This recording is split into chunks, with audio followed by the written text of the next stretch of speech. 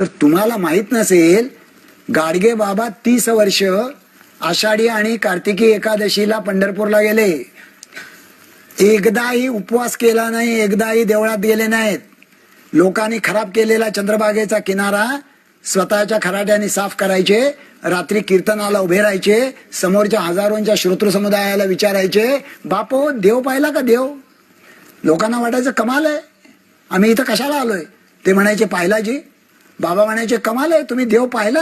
तुमचा देव कोठे राहतो?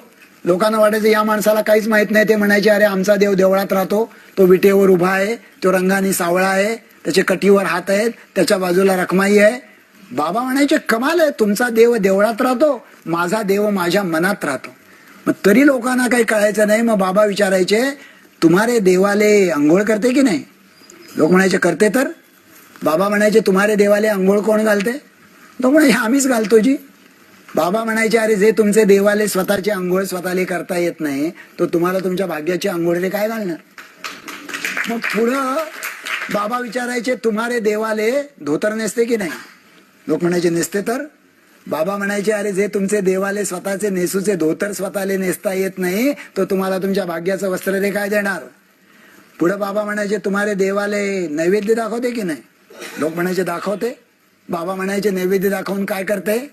लोक म्हणायचे नैवेद्याच्या बाजूला हातात काठी घेऊन बसते. बाबा विचारायचे कशाला? लोक म्हणायचे कावळा कुत्रा ते नैवेद्य खायला येईल त्याला हाकायला.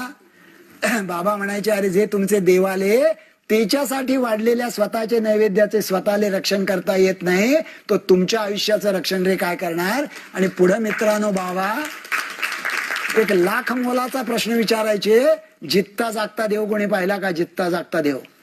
आणि आपण कोणी तो पाहिलेला नसतो. लोक कावऱ्या बावऱ्या चेहऱ्याने इकडे तिकडे बघायला लागायचे.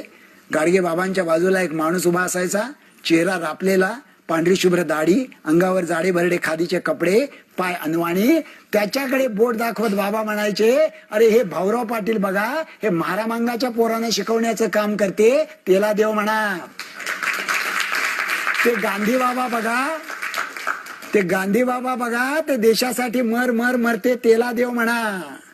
अरे अडाण्याला शिक्षण द्यावं, आजाऱ्याला औषध द्यावं, बेघराला घर द्यावं, रंजल्या गांजलेल्याची सेवा करावी, मुक्या प्राण्यावर दया करावी. बापो देव याच्यात राहते.